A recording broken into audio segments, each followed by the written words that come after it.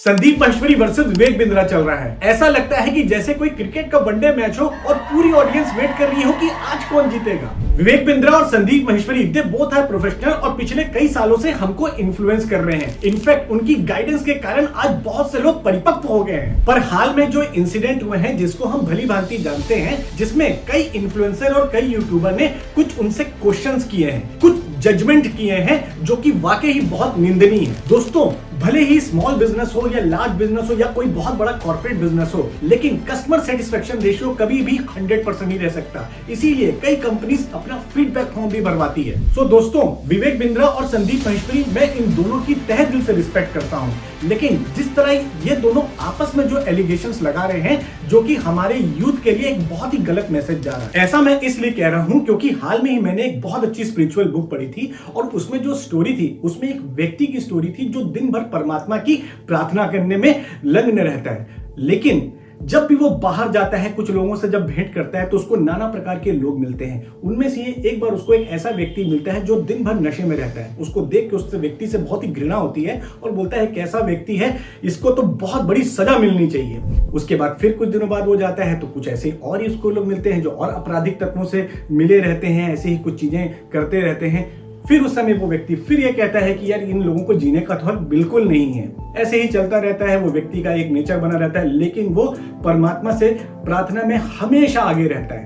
कुछ दिनों बाद उस व्यक्ति की मृत्यु हो जाती है। मृत्यु हो जाती है तो उसके पश्चात उसको ये सौभाग्य मिलता है कि उसी परमात्मा से मिलने का, लेकिन परमात्मा से जब मिलता है तो परमात्मा ने उसको एक बड़ी सजा सुनाई जाती है। ये देख के, ये सुन के वो व्यक्ति सोचता है कि ये क्या हुआ भाई, मैं तो दिन भर प्रेयर्स ही करता रहता था और मेरे को ही सजा। तब वो उस परमात्मा से पूछता है कि भाई मुझे आपने क्यों सजा दी। तो परमात्मा कहते हैं कि तुमने सबसे बड़ा अपराध किया, तुमने मेरा सिंहासन लिया। ये देख के वो व्यक्ति बोलता है कि मैंने आपका सिंहासन कब लिया। तो परमात्मा कहते हैं कि सिंहासन तुमने मेरा लिया, जो जजमेंट की सीट में मैं बैठा हूं, तुम लोगों को जज कर रहे थे। तुम उस नशे वाले व्यक्ति को कह रहे थे कि इसके बहुत बड़ी सजा होनी चाहिए, इसको जीने का हक नहीं है। तो तुम कौन हो ये कहने के लिए।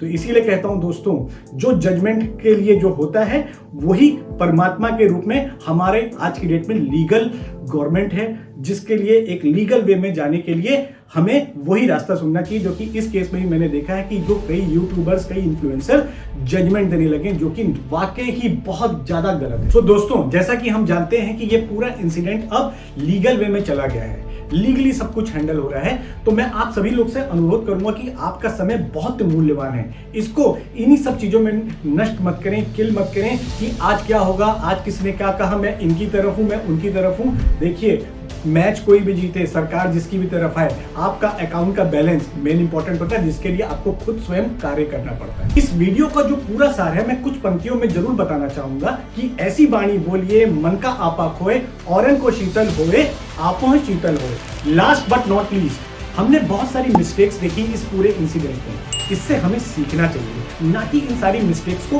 पिन पॉइंट करना चाहिए। सो फ्रेंड्स, अगर आप इस वीडियो के अंत तक जुड़े हुए हैं और वाकई ही दिल से चाहते हैं कि ये पॉजिटिविटी स्प्रेड हो, तो मैक्सिमम लोगों तक शेयर करें और अगर आपका कोई ओपिनियन हो तो काइंडली कमेंट करें।